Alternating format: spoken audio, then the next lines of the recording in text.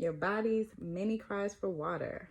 You've heard about it, but you haven't read it. Stay tuned for my overall rating, a list of the chapters, a few snippets from the book, and whether I think you should invest your coin in this book. Hey Sunny Lights, hope you're having a sunnylicious day. It's your favorite holistic healer and spiritual straight shooter, Sunshine. I'm here to help you get physically fit, emotionally stable, and spiritually grounded so you can kick anxiety, stress, and dis-ease to the curb. Be sure to like, comment, share, and most importantly, subscribe so you don't miss a thing.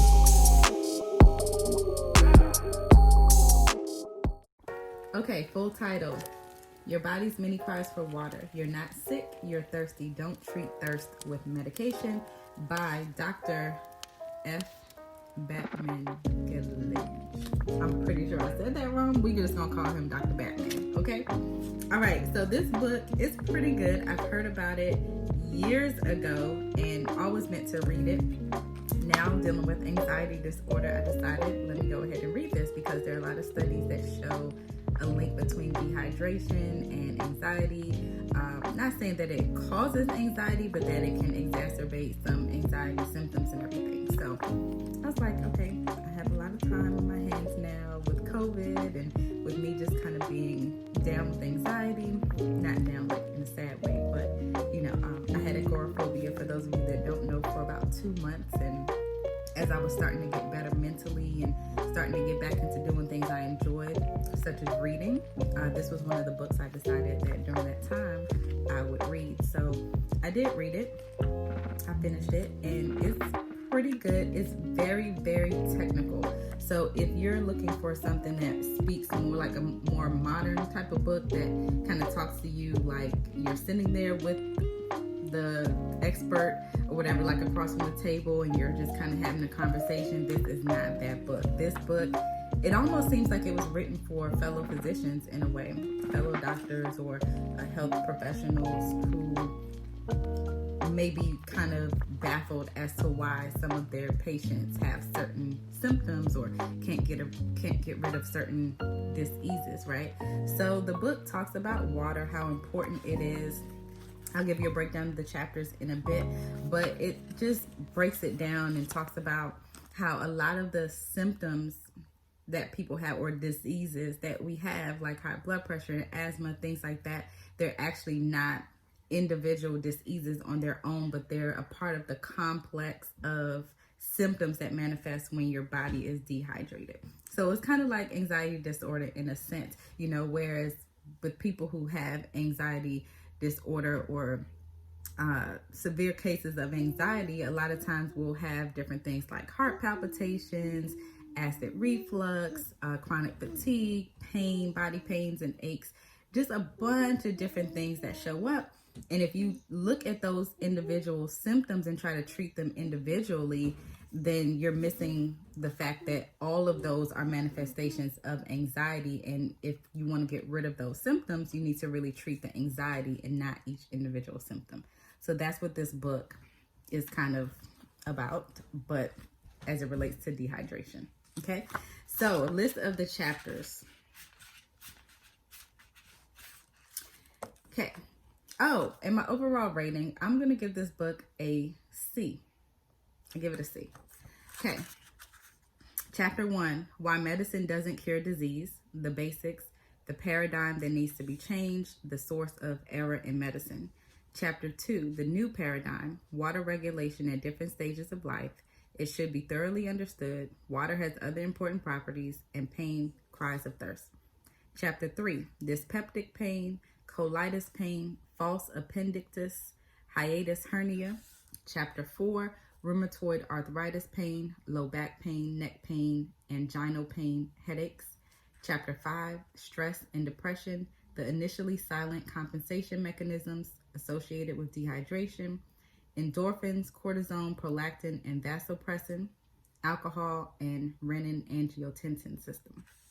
Chapter 6, High blood pressure, water shortage, potentials for hypertension.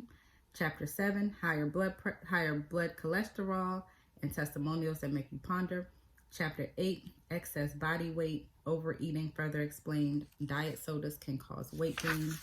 Chapter 9, asthma and allergies. Chapter 10, some metabolic aspects of stress and dehydration. Insulin independent diabetes, tryptophan and diabetes, insulin dependent diabetes. That first subsection, was insulin independent diabetes. Chapter 11, salt and exercise, 2 ingredients for good health, the simplest of treatments in medicine, quality of drinking water, ideal diet for all dehydration-produced diseases. Chapter 12, salt, the eternal medication, salt, some of its hidden miracles, exercise, what are the best forms of exercise, the healthcare system and our responsibilities, cost savings to the nation, and then there's the bibliography, additional publications and presentations, blah, blah, blah, blah, blah, blah.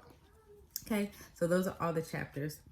Again, this book, it was written as though it was written to like a fellow doctor or basically somebody who really wants to understand the intricacies of dehydration and how water affects the body. So they have like figures in it like this, and it's just very technical. I was able to keep up, but it can be a little bit technical, I think, for some people who just want the information. They're not really looking for the whole mechanics behind it and everything. Okay, but I really like the chapter on asthma and allergies. I thought that was good. I'll read a couple snippets from that chapter. Asthma and allergies are indicators that the body has resorted to an increase in production of the neurotransmitter histamine, the sensor regulator of water metabolism and its distribution in the body.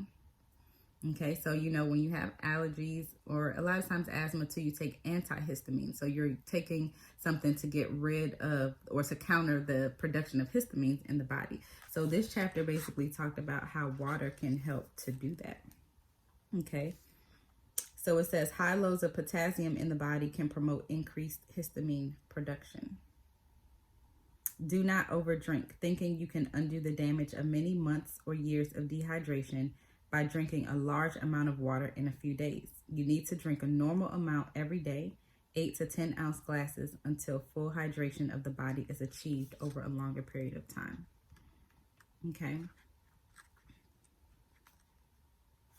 Another part that I liked talked about depression and mental disorders, right? Fitting. So it says depression and some mental disorders are the consequence of brain tryptophan imbalance. When more serotonin is present, all the nerves function normally. One has to work at replenishing the body reserves of tryptophan through a balanced diet and regular water intake. Moving along, chronic dehydration causes the loss of tryptophan from the pool of different amino acids held in the body. Tryptophan cannot be manufactured in the body. It must be imported through food intake. It is one of the essential amino acids. Thus, hydration of the body, exercise, and the intake of the right foods help replenish brain tryptophan reserves. Okay. So as you can see, the language is very technical, but it's good. I did have to read some of the paragraphs and sentences like 3 times, and no, not because of anxiety, but just really because I'm like, okay, what did you just say? And I'm a visual learner, so I had to visualize what he was saying. So when he talked about like the different barriers and the fats and the lipids and how they open up so that the water can go in and lubricate this and that, I had to really read again and kind of imagine those mechanisms forming in my head. So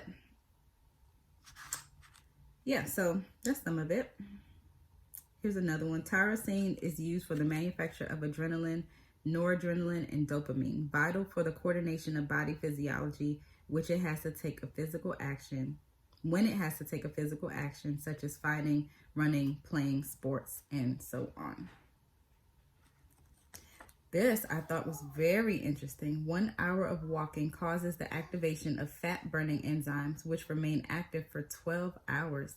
So a morning and afternoon walk will keep these enzymes active around the clock and will cause clearance of cholesterol deposits in the arterial system.